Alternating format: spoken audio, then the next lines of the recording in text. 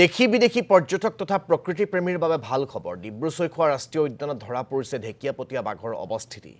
ইতিমধ্যে ৰাষ্ট্ৰীয় উদ্যানখনৰ বিভিন্ন এলেকাত ঢেকীয়াপতীয়া বাঘৰ ভৰিৰ খোজ পোৱা গৈছে বন বিভাগে স্থাপন কৰা কেমেৰাৰ দৃশ্যত পোহৰলৈ আহিছে ঢেকীয়াপতীয়া বাঘৰ বিচৰণৰ ছবি এই সন্দৰ্ভত আমাক পৰিৱেশ দেখুৱাব জিতুল দত্তই এটা কথা ক'ব লাগিব যে বিশ্বৰ বিভিন্ন প্ৰান্তৰ বিভিন্ন পৰ্যটকে বিভিন্ন সময়ত তিনিচুকীয়া আৰু ডিব্ৰুগড় জিলাৰ যি ডিব্ৰু-ছৈখোৱা ৰাষ্ট্ৰীয় উদ্যান আছে এই ৰাষ্ট্ৰীয় উদ্যান উপভোগ কৰিবৰ কাৰণে আহে বিশেষকৈ বনঘৰচীয়া ঘোঁৰাৰ বাবে বিখ্যাত ডিব্ৰু-ছৈখোৱা ৰাষ্ট্ৰীয় উদ্যান আৰু ইয়াৰ যি জৈৱ বৈচিত্ৰতা আছে জৈৱ বৈচিত্ৰতা যথেষ্ট চহকী আৰু যিসকল পৰ্যটকে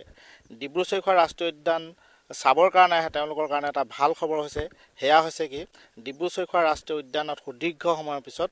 ঢেকীয়াপতীয়া বাঘৰ অৱস্থিতি ধৰা পৰিছে বিশেষকৈ বন বিভাগৰ যি ছাৰ্ভে এই ছাৰ্ভেত পোহৰলৈ আহিছে যে ডিব্ৰু-ছৈখোৱা ৰাষ্ট্ৰীয় উদ্যানত এতিয়া ঢেকীয়াপতীয়া বাঘৰ বিচৰণ দেখিবলৈ পোৱা গৈছে বা ঢেকীয়াপতীয়া বাঘৰ অৱস্থান পোহৰলৈ আহিছে নিশ্চিতভাৱে এয়া এটা ভাল খবৰ মোৰ সৈতে আছে প্ৰকৃতিক ভাল পোৱা এজন ব্যক্তি যাৰ নখ দৰ্পণত আছে ডিব্ৰু-ছৈখোৱা ৰাষ্ট্ৰীয় উদ্যান প্ৰায় 90 দশকৰ পৰা ডিব্ৰু-ছৈখোৱা ৰাষ্ট্ৰীয় উদ্যানৰ হকে বা ডিব্ৰু-ছৈখোৱা ৰাষ্ট্ৰীয় উদ্যানৰ বিভিন্ন সম্পদ সংৰক্ষণৰ কাৰণে সংগ্ৰাম কৰি অহা এজন ব্যক্তি এয়া আছে বেনুদা সকলোৱে বেনুদা বুলি জানে বেনুদা আপোনাৰ ওচৰলৈ আহিছোঁ এটা ভাল খবৰ আমাৰ কাৰণে প্ৰকৃতিপ্ৰেমী লোকসকলৰ কাৰণে দেশ বিদেশৰ যিসকল পৰ্যটক আছে তেওঁলোকৰ কাৰণে এটা ভাল খবৰ সেয়া হৈছে কি ডিব্ৰু-ছৈখোৱা ৰাষ্ট্ৰীয় উদ্যানত পুনৰ ঢেকীয়াপতীয়া বাঘৰ বিচৰণ দেখিবলৈ পোৱা গৈছে বা ঢেকীয়াপতীয়া বাঘৰ অৱস্থান থকা বুলি বন বিভাগৰ যিটো ছাৰ্ভে তাত পোহৰলৈ আহিছে তথ্য পোৱা গৈছে কেনেধৰণৰ প্ৰতিক্ৰিয়া আপুনি ব্যক্ত কৰিব যিহেতু আপুনি ডিব্ৰু-ছৈখোৱাখন আপোনাৰ কাৰণে এটা নখ দৰ্পণত থকা এটা বনজ সম্পদ বুলি ক'ব লাগিব আপুনি বিভিন্ন সময়ত ডিব্ৰু-ছৈখোৱা ৰাষ্ট্ৰীয় উদ্যানৰ হকে কাম কৰি আহিছে মানে আমি গৌৰৱ অনুভৱ কৰিছোঁ যে মানে পুনৰ বাঘ আহিছে কিন্তু বাঘ একদম নথকা নহয় বাঘ আছিল কিন্তু ইমান দিন বাঘৰ কোনো অবজাৰ্ভেশ্যন নাছিল যাৰ কাৰণে বাঘৰ চাইটিং হোৱা নাছিল কিবা এটা তেনেকুৱা ধৰণৰ কথা অলপ আছে আৰু বহু সময়ত তেনেকুৱা হ'ল যে কিছুমান যি হ'ল মানে চৰকাৰী বিষয়া আছিল তেওঁলোকৰো ইণ্টাৰেষ্টবিলাক সিমান বেছি নাছিল ডিব্ৰু-ছৈখোৱালৈ কিন্তু কাৰেণ্ট যিজন ডিএফঅ' বা ৰেঞ্জ অফিচাৰ আহিল তেওঁলোকক মই দেখিছোঁ ডিব্ৰু-ছৈখোৱাক খুব অন্তৰেৰে ভাল পোৱা মানুহ যেন আমি অনুভৱ কৰিছোঁ তো এই যেতিয়া বাঘৰ খবৰটো আহিল আৰু বাঘৰ খবৰটো অহাৰ লগে লগে যে গম পালে যে ডিব্ৰু-ছৈখোৱাত বাঘ এটা মুভমেণ্ট কৰি আছে আৰু তাৰ আগতে এটা কেমেৰা ট্ৰেপিঙৰ ব্যৱস্থা তেওঁলোকে কৰিছিল যে ডিব্ৰু-ছৈখোৱাত কি আছে কি নাই কেটছ ফেমিলিৰ কিমান বস্তু আছে নাই এইখিনিৰ কাৰণে এটা কেমেৰা ট্ৰেপিঙৰ ব্যৱস্থা কৰিছিল আৰু সেই কেমেৰা ট্ৰেপিঙৰ ব্যৱস্থা কৰোঁতেই এই চালিবাৰী অঞ্চলত বাঘটো ট্ৰেপ কৰা হ'ল যে কেমেৰাটো ট্ৰেপিং হ'ল কিন্তু আমি স্থানীয় ৰাইজে বা আমাৰ যিবিলাক টুৰিষ্ট গাইডসকলেও কিছুমান ঠাইত আমি বাঘৰ এই খোজবিলাক দেখিবলৈ পাইছিলোঁ আৰু বাঘৰ যিটো খোজ আমি দেখিবলৈ পাইছিলোঁ এইটো এটা ফিমেল বাঘৰ খোজ দেখিবলৈ পাইছিলোঁ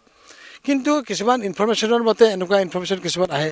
যে নহয় বাঘ 4টা ঘূৰি আছে মানে এটা মাক বাপেক আৰু পোৱালি দুটা কিন্তু এইটো ফিমেল টাইগাৰ যিটো নহয় এইটোৱেই মানে বাঘবিলাক চাইটিং হৈ আছে বাকী মেলটোক এতিয়ালৈকে হেৰি কৰিব পৰা যোৱা নাই কিন্তু ইয়াৰ ওচৰতে আমি শোভানালাত অলপ খবৰ পাইছোঁ যে শোভানালাৰ ফালে বাঘ আহিছিল বাঘ আহি কিনে তাতে পানী খাবলৈ আহে পানী খাই আকৌ উভতি যায় তেনেকৈ খুব তাজা বাঘবিলাক পোৱা যায় আৰু ডিব্ৰু-ছৈখোৱাত বাঘ এতিয়াৰ পৰা নহয় 92 ডিব্ৰু-ছৈখোৱাত বাঘ আছিল তেতিয়া ডিব্ৰু-ছৈখোৱাত বাঘ আছিল 27 টাইগাৰ আছিল হাতী আছিল 131 সেইটো যিটো চৰকাৰী চেঞ্চাছ মতেহে এই ৰিপৰ্টটোক মই কৈ আছোঁ আপোনাক তেতিয়া ইয়াৰ বনাঞ্চলিক বিষয়া আছিলে স্বৰ্গীয় নাৰায়ণ শৰ্মা আছিল আৰু ইয়াৰ ডিএফঅ' আছিল ৰীতাজ ভট্ট তেওঁ প্ৰথম ৰেঞ্জাৰ আৰু ডিএফঅ' আছিল সেই সময়ত যিটো চেঞ্চাছ ৰিপৰ্ট মতে সেই ৰিপৰ্টটোৰ কথা মতে মই আপোনাক ক'লোঁ যে 123 আছিল হাতী আৰু বাঘৰ আছিলে 27 তো সেই সময়তে এটা ডিব্ৰু-ছৈখোৱা এটা প্ৰজেক্ট টাইগাৰ হোৱাৰ এটা প্ৰপ'জ চলি আছিল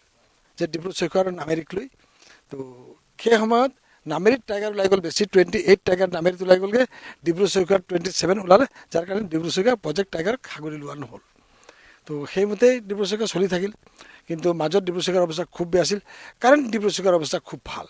আৰু এই সময়ত আমি দেখিছোঁ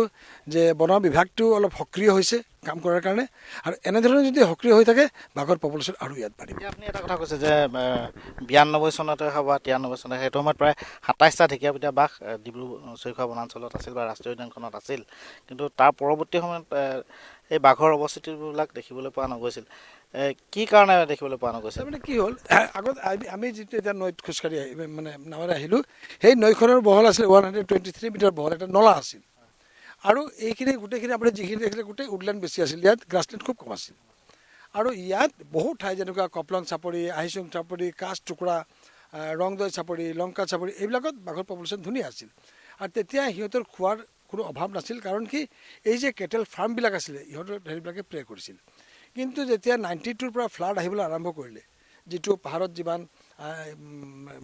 ডিষ্ট্ৰাকশ্যন হ'ল, যিটো ইৰ'জন হৈ কিনে আমাৰ এই ঠাইবিলাক গোটেই বালি চাপৰি হৈ গ'লগৈ। আৰু সেই যিবিলাক বাঘৰ থকা ঠাইবিলাক, সেই থকা ঠাইবিলাক নষ্ট হ'ল। নষ্ট হোৱাৰ কাৰণে সিহঁতৰ শ্বেল্টাৰবিলাক চেঞ্জ কৰি ক'ৰবাত গুচি গ'ল। আৰু যিহেতু এই মহৰ খুঁটিবিলাক ভিতৰত যিবিলাক আছিল সেইবিলাকো নেশ্যনেল পাৰ্ক হোৱাৰ কাৰণে আঁতৰি যাব লগা হ'ল। ইয়াৰ পৰা উঠাই দিলে, গভৰ্ণমেণ্টে উঠাই দিলে, যিটো চৰকাৰী নৰ্মছ মতে যে পাৰ্কৰ ভিতৰত খুঁটি থাকিব নোৱাৰে। তো সেইকাৰণে বাঘৰ অলপ প্ৰব্লেম হৈ কিনে বাঘবিলাক নোহোৱা হ'ল। জিতুল দত্ত, আপোনাক এই মুহূৰ্তত ধন্যবাদ জ্ঞাপন কৰিছোঁ।